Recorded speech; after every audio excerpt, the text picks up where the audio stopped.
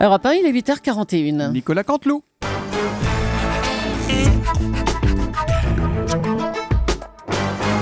C'est presque de l'info, c'est la revue de presse de Nicolas Canteloup. Et c'est Marc-Olivier Fogiel qui est avec nous aujourd'hui. Bonjour Marc. Bonjour Julie, bonjour Natacha, bonjour Thomas, Lola Saumur est là, Jean-Marc, tout le monde est là. Ravi de vous retrouver en ce jeudi. Nous sommes le 11 septembre, une date terrible avec cet attentat célèbre. Désormais, la coupure d'électricité RMC. Bravo à Oussama Oliven, bien ouais. Bon, c'est parti là. Bon, maintenant, on va tout vous dire, chers auditeurs, on n'a qu'une peur, c'est que Jean-Jacques Bourdin se venge et vienne percuter l'immeuble d'Europe 1 avec son ULM. Tout le monde, non, il faut le dire aux auditeurs, il faut être transparent, tout le monde est tendu ici, à tout moment il peut débarquer, Jean-Jacques Bourdin, on s'en fout, on est préparé. J'ai mon protège-dents qui est ici, j'ai mes compresses, Jean-Pierre Elkabbach a une doudoune par balle. De toute façon, il y a une règle d'or, on se l'a dit tout à l'heure, une règle d'or en cas de fight, en cas de combat, c'est la lâcheté. Si Bourdin débarque, on se cache tous derrière Michel Grossior, c'est lui le plus grand. Allez, les titres, ça va mordre. Je peux vous dire que pour l'instant, je suis toujours pas incendant. Allez, c'est parti. Déclaration de guerre. Barack Obama, le prix Nobel de la paix, veut casser la gueule à tout le monde. On écoute sa déclaration de guerre tout de suite.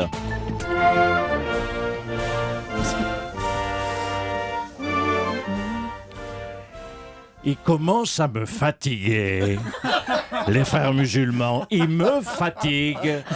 Moi, je vais les prendre par le collet. Je vais aller les choper chez eux, les frères musulmans, à Europe 1. Parce que je pense que c'est pas des hommes. Et moi, je réagisserai comme un mec. Je réagisserai, oui. C'est fou, je croyais qu'il était de Chicago, Obama. En fait, non, il a l'accent d'RMC, on dirait. Hein. Allez, on enchaîne. Petites vacances. Demain, vendredi, François Hollande sera en Irak. Ça va lui faire du bien. Un peu de calme, c'est vrai, là-bas. Bah si, vu sa cote de popularité, les rues en Irak sont moins dangereuses que les rues en France. Bah si, les rues en France, pour lui, c'est comme s'il y avait 60 millions de bourdins qui voulaient lui casser la gueule sans arrêt. Hein. Oh là là, c'est pas vrai. Allez, on va arrêter un peu avec Jean-Jacques. Nomination en bois. Pierre Moscovici a été nommé à la Commission des finances européennes. Donc je résume, comme il n'était pas bon chez nous au même poste, on l'a envoyé à être pas bon pour toute l'Europe. C'est logique. Hein. Et puis Paris Match, vous l'avez tous feuilleté, avec une couve de choc et de charme, Montebourg et Aurélie Filippetti, la love story à San Francisco. La semaine dernière, c'était Valoche très très vénère en couve de match qui balançait sur Hollande. Cette semaine, c'est ses ministres qui se galochent en Californie. Visiblement, Paris Match, ils ont envie d'emmerder Hollande. Ou alors, Nicolas Sarkozy a racheté Paris Match, peut-être. C'est peut-être une ça. hypothèse, c'est peut-être ça. Peut-être ça. Merci Marc-Olivier, à Je vous en bientôt. prie, hein. Paris Match révèle donc l'histoire d'amour entre Arnaud Montebourg et la ministre de la Culture, ex-ministre de la Culture, Aurélie Filippetti. Hey voilà que ça recommence. Au lieu de bosser, ça se roule des pelles, des galoches en Californie. Bonjour Monsieur Hollande. C'est vrai que les Bonjour. ennuis, ils s'accumulent un peu, hein, les ennuis chez vous. Oui, sur France 2, ils ont un jour un destin, je crois. Oui. Moi, à l'Élysée, j'ai un jour un emmerde. Belle semaine, hein, entre Galoche, les sans-dents, Thévenoud, le problème des impôts, le bouquin d'Aquilino ce matin, et maintenant Montebourg le déglingueur. On va m'apprendre quoi demain, même Julie, vous savez, M. Soto? J'ai aucune idée, moi, j'en sais rien. Je sais pas, que Nicole Brick est un homme, peut-être. Que Michel Sapin se travestit chez Michou, peut-être. Qu'Emmanuel Macron est de droite. Non, ça c'est idiot, oui, bien sûr. Tout le monde est au courant que Michel Sapin fait Dalida chez Michou tous les soirs. Et hop, chanson, 3, 4. Il venait d'avoir 18 ans. Oh là là, non, écoutez, monsieur Il Hollande, était beau, non. comme. Vous n'allez pas C'est chanter. bon ça, hein, j'ai une blague. 18 ans, oui, Oui. magnifique. Vous n'allez pas chanter tous les jours quand même, hein, monsieur Hollande, mais ça si, va. attendez, je prépare The Voice, ma Julie. Ah, vous préparez The Voice. Je vous signale que vous n'avez aucune chance, hein, monsieur Hollande. Ah bah trompez-vous, j'ai plus de chances de gagner The Voice que d'être réélu en 2017. Ah, vu comme ça. Merci, monsieur le président. Une nouvelle fois, la presse s'immisce dans la vie privée des hommes politiques. Arnaud Montebourg, rassurez-vous, on ne parlera pas de votre histoire avec Aurélie Filippetti en une de Paris Match. On vous Comment accueille. ça? On vous accueille quand même. Comment ça, vous n'en parlerez pas? Bah, Ah bah écoutez, c'est mon seul redressement qui a été productif.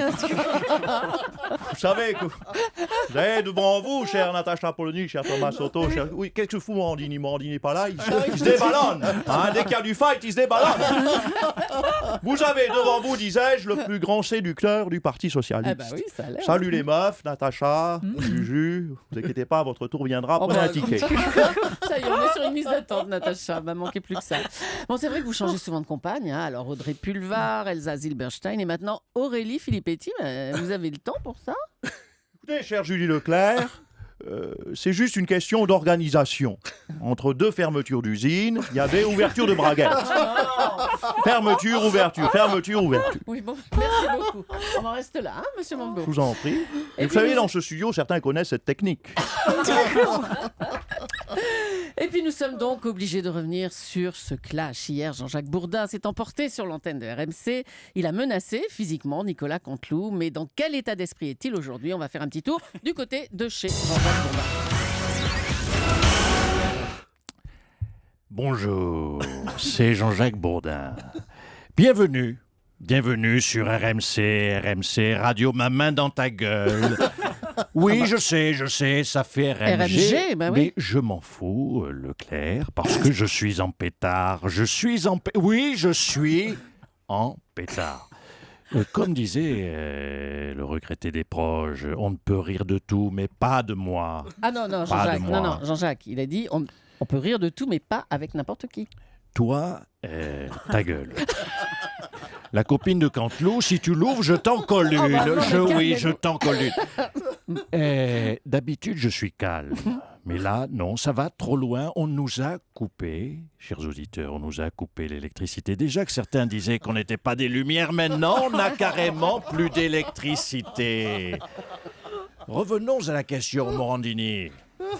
Bonjour Jean-Marc. Jean-Marc est resté modéré dans cette affaire et je l'en remercie. Revenons à la question de fond qui se pose dans cette affaire. C'est un journaliste peut-il mettre des coups de boule dans un nez? Alors j'aimerais à ce sujet avoir votre avis. N'hésitez pas à nous appeler pour réagir, vous qui nous écoutez. Je vais prendre d'ailleurs tout de suite un avis. C'est celui de René. René qui est philosophe. Non, pardon, alors René. Ouais, salut Jacques, je voulais te dire, on te suit, défonce-les tous, t'as raison. Merci René pour ce soutien et cette analyse qui n'est pas tout à fait fausse. Alors René, vous exercez la profession, je regarde ma fiche, la profession...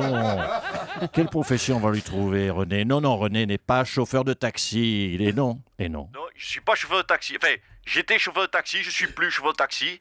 Parce qu'on m'a retiré mon permis pour un petit problème d'alcoolémie. J'avais 4 grammes 80 et ces cons-là, ils m'ont arrêté.